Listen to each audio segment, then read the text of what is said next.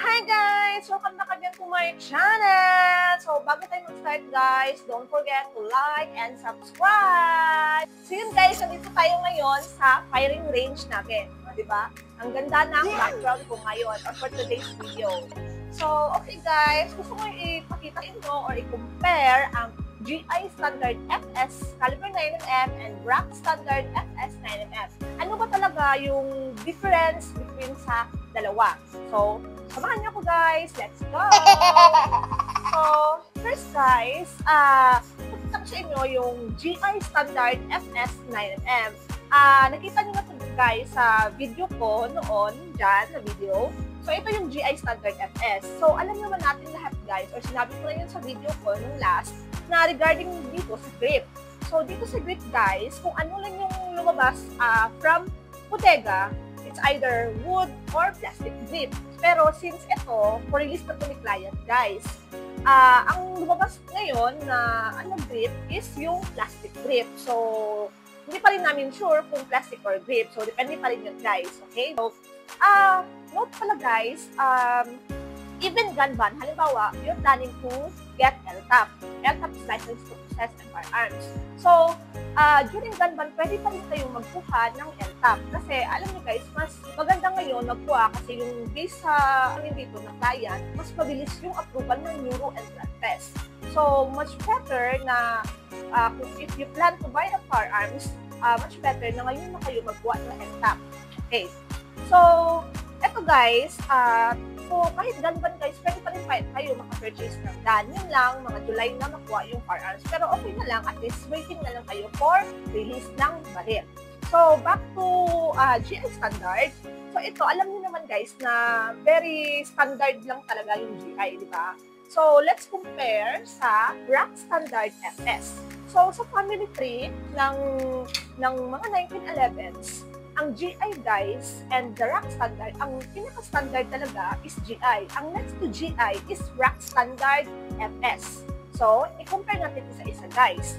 So, ito, so na si GI is standard talaga. Hindi pa siya naka-adjustable, hindi pa siya yung fiber optic niya. Very, yan guys. Unlike sa RAK Standard FS, ready for optic sight na. Yan.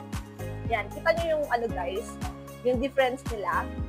Yan. Ito, ready na for optic. Butasan na lang to, then lagyan ng fiber optic. And then, next guys, next ito is yung trigger. Okay, let's see the trigger. Ito guys, ang trigger niya is very standard. Tingnan mo yung trigger niya. Walang ka-art. And then, this one is tingnan yung trigger niya. Yan. And then, aside sa grip, ito talaga yung grip niya. Ang grip niya guys is rubber. Yan, rubber. Samantalang ito, hindi pa natin sure kung plastic or wood na grip.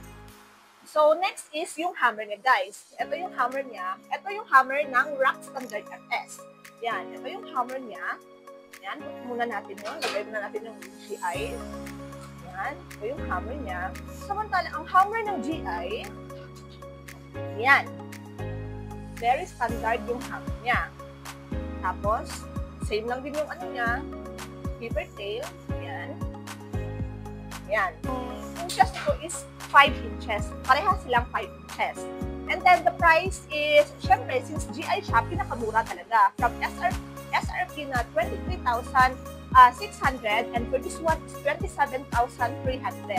Ito GI, and then ito ang next, RAK Standard FS. Yan. Then, tingnan mo yung niya guys, yung sa ambi niya, magkaiba din yung ambi safety niya. Yan, dito. Ang anti-safety lang ito is single lang. Samantala sa RAK Standard, ang niya is ambi, left and right. Yan.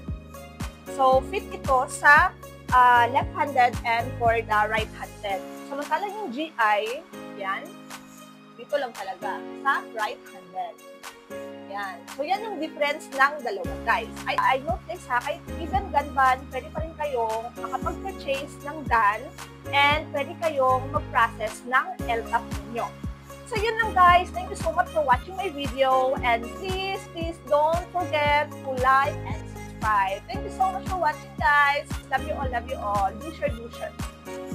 Thank you for watching. Bye!